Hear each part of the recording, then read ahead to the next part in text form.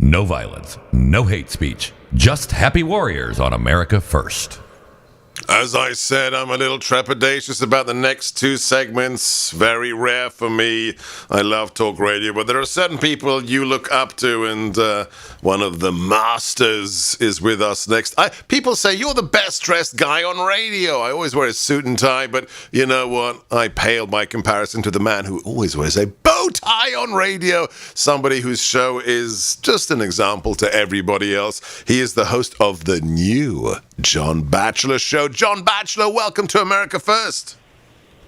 Good afternoon, Seb, on a beautiful spring day. It is. It's a little fresh here in the swamp, but it is a lovely, lovely spring day. You call us always. You're based out of Manhattan, out of New York. Is it still a ghost town? Yes, unfortunately, it hasn't revived yet. What's going to happen is voluntary return to the office towers in April, May. Mandatory return to the office towers by Labor Day. So I think what we're going to have is a great big Labor Day. The children will go back to school, and the millennials will go back to the office towers. The sooner the better. We haven't had you on the show for quite some time. If you haven't seen the hour-long discussion we have with John, we're going to repost it right now. You can check it out on YouTube. We'll put it on Rumble as well. But we haven't spoken, John, since a tragic event in talk radio, and that was, of course, the loss of the man that reinvigorated AM talk radio, Rush Limbaugh. Let me play a cut that has become, for me, an evergreen, and put it into the context of everything that we are witnessing in politics today. Well, is it time to panic? Let me just tell you, folks, it's never going to be time to panic, because we're never going to give up. We're not going to give up on America. I'm not. I don't think most of you are either. America's worth it. America is worth fighting for. America's worth not giving up. John, you've been in the business. You were thrown in the deep end the day after 9/11. Is one of the greatest legacies for us in radio and for conservatives in general, that happy warrior spirit that Rush shared with us not long before his passing? Sure. He's the inspiration. He's the George Washington of talk radio. Yes, fine. He's the founder. He went through all the battles. He anticipated everything. I love that little clip you just played. It suddenly reminded me of Winston Churchill. The Americans eventually do the right thing after trying everything else. That's us. Right. We don't give up.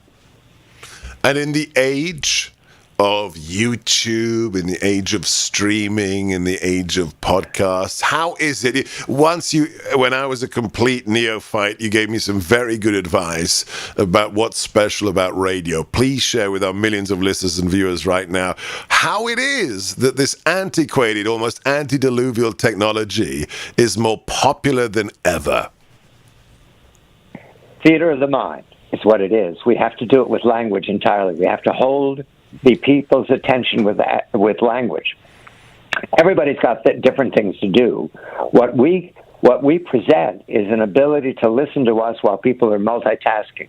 You can't do that with television. You can't do it with video. You can't even do it cooking. You can only do it with radio. The other thing, Seb, you once asked me a wonderful question. How long does it take you to prepare for a show? Do you remember when you asked me that? I do. And I said at the time I said 70 years. And so it's 3 years on. That's how you know what it feels like now, Seb. It takes your whole life to prepare for the show you're doing today. Right. Yeah. I just opened this show with an improvised monologue on what Good Friday means to me, and you're so right. It took me back to my childhood. I could only explain it through watching my father's behavior fasting on Good Friday. So yes, I guess it took me 50 years to get ready for that monologue just a few minutes ago. And on that issue, on the success of Rush and how he made your show possible, my show, Levin, Prager, and everybody else, answer me the Sphinx-like riddle of why is it that conservative talk radio is almost universally the dominant form, and that left-wing or neoliberal talk radio barely exists unless it's taxpayer funded? It's such a good question, and I'm going to take a partial answer because it's opening day of baseball season. Talk radio accidentally, on purpose, wandered in and became the New York Yankees and the Brooklyn Dodgers of media. Accidentally. But how? Well, explain why how that accident occurred. I think it's because it showed up. I think that's all. You showed up and you played a better sort of baseball, and the other side never fielded a good team. But they've tried. We've seen, what is it, Democracy Now! And Radio America. They've tried, and they just can't do it. What is it about the ideology that informs them, or the frequency? Oh, no, Seb, it's that editorial meeting we have at 5 a.m. You know, we all get on together and decide what we're going to talk that day. I'm not on that 5 a.m. editorial meeting, John. I can assure you of that. Yeah, and we get our orders from on high, you know, the secret conclaves that tell us what to say. That's our secret, Seb. Nobody does anything like anybody else. It's America. It's liberty. You and I, we talk every day. You're not reading a script. I'm not reading a script. No. I thought everybody could do that. Turns out they can't. Not everybody can. But we're used to it now, so we just talk. Now, I knew you were before you were talk radio. You were the same way, Seth. That's who you are. You just didn't have a mic in front of you when you were talking. Let me give away the inside baseball, if I may, as a kid who grew up playing cricket and rugby. I don't think I've ever shared this with you, and I'm going to do it now live. When I was just a guest on your shows, oh my, did I prepare? Did I read when we were going to talk about, violence, terrorist violence in Chechnya? I was so nervous for my appearances on John Batchelor. I prepared heavily and mightily and was nervous. But now, as a host, there's no script. There's no script for me, so I guess your analysis must be sound. Well, you get used to it. It's your time in the saddle. And the more you have, the more you learn. I remember, though, the anecdote that I get from H.G. Wells, and I hope this is accurate. Maybe it's a urban legend.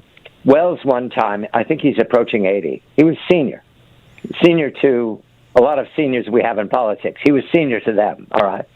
He's in his garden working, and he's mumbling to himself about the critics and how mean they are to all of his books. And what he says is, someday I'm going to write a real book. I'll show them. I'm going to write a real book. That's talk radio, Seb. No matter how we did the show, we're going to get better tomorrow. We're going to get it right tomorrow.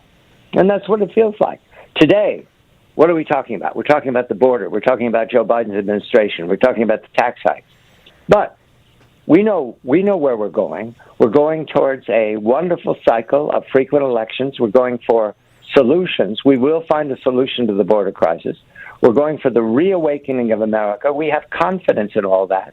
And I think that's what fuels us. In addition to this fact, Seb, we enjoy it. We have fun. And I think our audience, and we depend upon our audience, they understand we're actually having fun. Nobody's telling us smile. We do it. It's remarkable that you ended there because it's exactly right. It's the one thing you can't fake. It's the same thing with the 45th President of the United States, authenticity. And we're having fun, and we're going to continue to have fun with John Batchelor. Follow him at John Batchelor on Twitter and johnbatchelorshow.com. Stay on this channel. If you don't believe that the world is turning upside down, just listen to this true story. A Texas woman was home in the middle of the day when an armed intruder broke in. She grabbed her gun and hid in a closet. When he opened the door of the closet, she fired one shot, fatally wounding him. Good for her, right? But the last sentence of the story caught my attention. Quote, "The case will be referred to the district attorney's office to determine if any charges will be filed." Law-abiding citizens are often dragged through the legal system after justified acts of self-defense. This is why I am proud to tell you about U.S. Law Shield. For just $10.95 per month, you'll have immediate 24/7, 365 access to an attorney-answered emergency hotline, and you won't pay a penny in attorney's fees. Now, U.S. Law Shield is not a law firm and is underwritten by third-party insurers in many states. State law and insurance regulations apply. please see the website for the applicable underwriting company and terms of coverage. Call 833-4-GUN-LAW. That's 833, the number 4, gun-law. Or visit US Law Shield at lawshield.com/America for a special radio offer. That's uslawshield.com/America. You'll feel better having US Law Shield on your side. 833-4-GUN-LAW, uslawshield.com/America. You're listening to America First with Dr. G. They're trying to cancel him. 24 companies boycotting the great Mike Lindell. Please support him directly. Go to mypillow.com. Mike will give you, if you use my name, up to 66% off his more than 100 products. Call 800-829-8468. That's 800-829-8468. mypillow.com. Promo code GORKA. Send the cancel culture leftists a message. We are back with the man, the legend, John Batchelor. Follow him on Twitter at bachelorshow.com, where, of course, his header has the photograph of Allenby with the 4th Light Horse Cavalry entering the Judean Hills, because that's who John Batchelor is. Oh, that, Seb, that was for you. That was for you. Seb, let's talk border, because I want to know what you've learned this week. Oh, no. This is my show, John. My show. No. We must talk border, because you've got really good information. And you're in Washington. What is happening, Seb? What are they doing? And are they aware that this is a major league tragedy, black swan? Is anybody awake at the White House about this?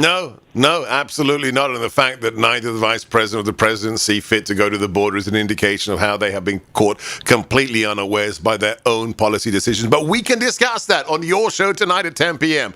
I have a much more strategic question, as befitting the long-form master. In an age where Fauci and Birx are now dissing President Trump, and we have Neil Ferguson, the prognosticator of 2 million dead in America, breaching the UK's own clampdown to have an affair with his lover despite her being married. I have to ask you this question, because you have guests on for an hour, whether it's talking about the landing on Mars, whether it's talking about Winston Churchill. You have real experts, but not the quote-unquote experts we have in DC, the bureaucracy, if I may call them. Is the COVID crisis finally going to force a reassessment amongst the populations of Western civilization that it's not always a good thing to have the quote-unquote expert bureaucrats in charge? I think you are the perfect person to ask, John. Could that occur? I think your question is the answer. I think it's here, Sam. You've just posed what we've learned. Lessons learned in the crisis.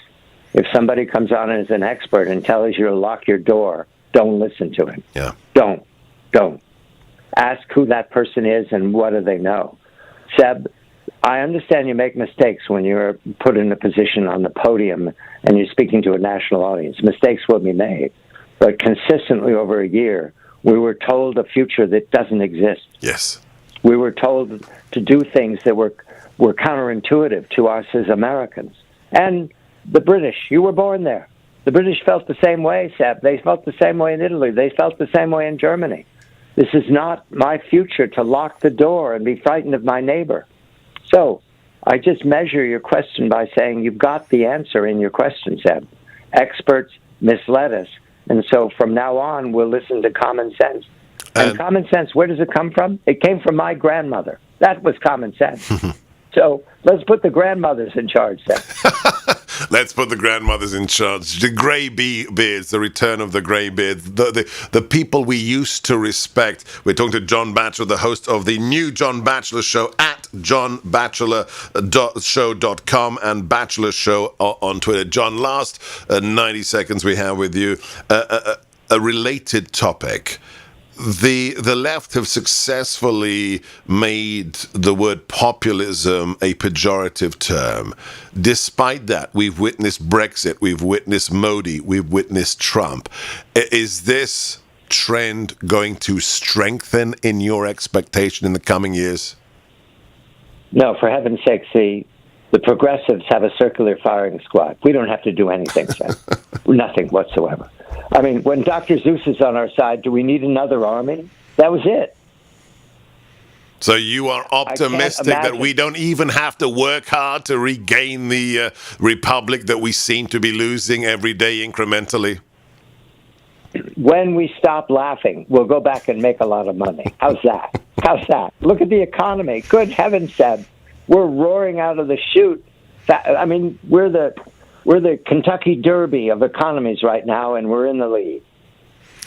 I think we need to do this more often. I am reinvigorated. I am re-energized by the man who, so many years ago, as I was a no-name national security board sitting in Europe, allowed me to be a guest on his show to talk terrorism and counterterrorism. Thank you, John, for everything you do. Congratulations. Bravo on the new Batchelor show. Follow him, listen to him, download the immensely popular podcast, johnbatchelorshow.com, and on Twitter @BatchelorShow. And I think I might be on the John Batchelor Show later this evening. Thank you, John. This is America First on the Salem Radio Network, broadcasting to you from just outside the insalubrious swamp that is Washington, D.C., from the ReliefFactor.com studio.